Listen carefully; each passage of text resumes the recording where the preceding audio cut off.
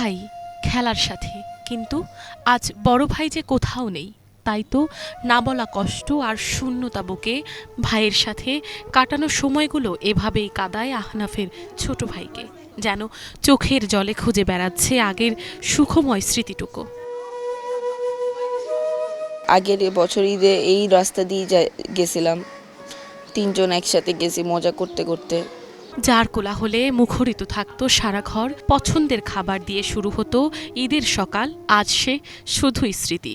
দেশ রক্ষায় জুলাই গণ অভ্যুত্থানে ফ্যাসিস্টদের হাতে প্রাণ হারিয়েছে ১৭ বছরের আহনাফ।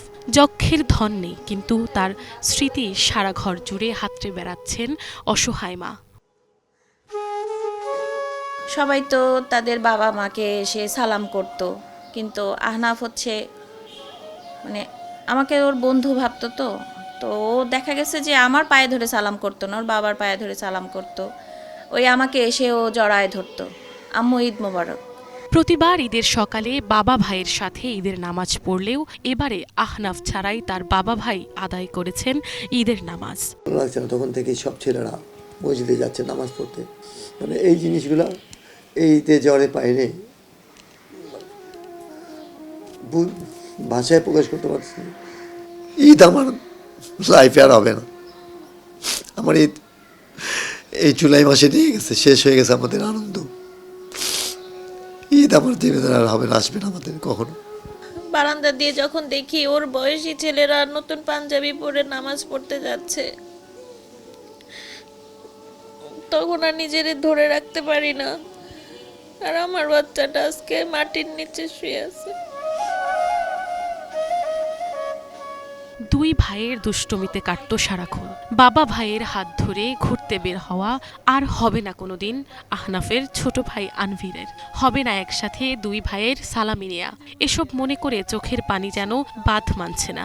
সারাটাক্ষণ আমরা এখানে কথা বলতাম, মজা করতাম, ভাইয়াকে জড়াই ধরতাম, বলতাম যে ভাইয়া এবার কিন্তু সালামি দিতে হবে, বেশি টাকা দিতে হবে।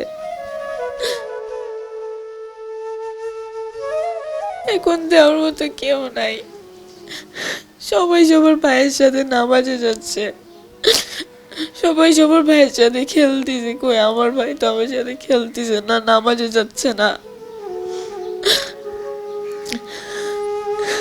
সবার ঘরে এত আনন্দ, এত সুখের মাঝে আহনাফের পরিবারে ঈদের দিন আজ আনন্দ ফিকে হয়ে গেছে। বিগত বছরে আদরের সন্তানের জন্য মজার মজার রান্না করলেও এবারের ঈদে তা হয়ে ওঠেনি।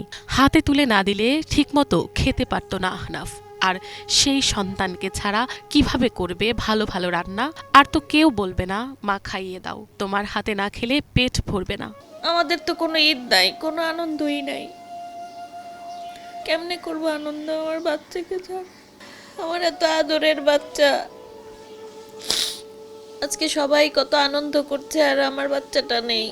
প্রত্যেক ঈদে ভাইয়ার পছন্দ খাবার রান্তো আম্মু, রোস্ট পোলাও। এবারও রানলো, কিন্তু ভাইয়া তো আর খাইতে পারলো না। যখনই খাইতে যেখানে ভাইয়াকে আগে খাওয়ায়, আমাকে খাওয়াইতো আম্মু, কিন্তু এখন তো সবসময় খালি আমাকেই খাওয়ায়, ভাইয়াকে তো আর খাওয়ায় না। এমনই নিদারুণ কষ্ট আর বুক ভরা আর্তনাদ নিয়ে ঈদের দিন কাটছে আহনাফের বাবা মায়ের। ঈদ আবার আসবে, কিন্তু আহনাফের পরিবারে আর আনন্দ নিয়ে আসবে না। গানের পাখি আহনাফ আর গাইবে না কোনো গান, করবে না আর প্রিয় মানুষের সাথে অনাবিল আনন্দ। শহীদ পরিবারের কাছে ঈদ আর উৎসব নয়, শোকের আরেক নাম। ঈদ আনন্দের জায়গায় বিষাদের কালো ছায়া, শোকের আবহ নেমে এসেছে শহীদ পরিবারগুলোতে। যার চলে যায় সে বোঝে হায় বিচ্ছেদের কি যন্ত্রণা। স্বজন হারানোর ব্যথা, যন্ত্রণা তা বলে বোঝানো অসম্ভব।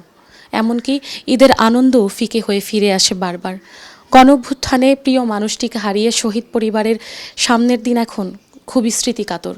নতুন বাংলাদেশে আমরা যেন এই পরিবারগুলোকে ভুলে না যাই, এটাই প্রত্যাশা তাদের। মিনালা দিবা, বাংলা ভিশন, ঢাকা।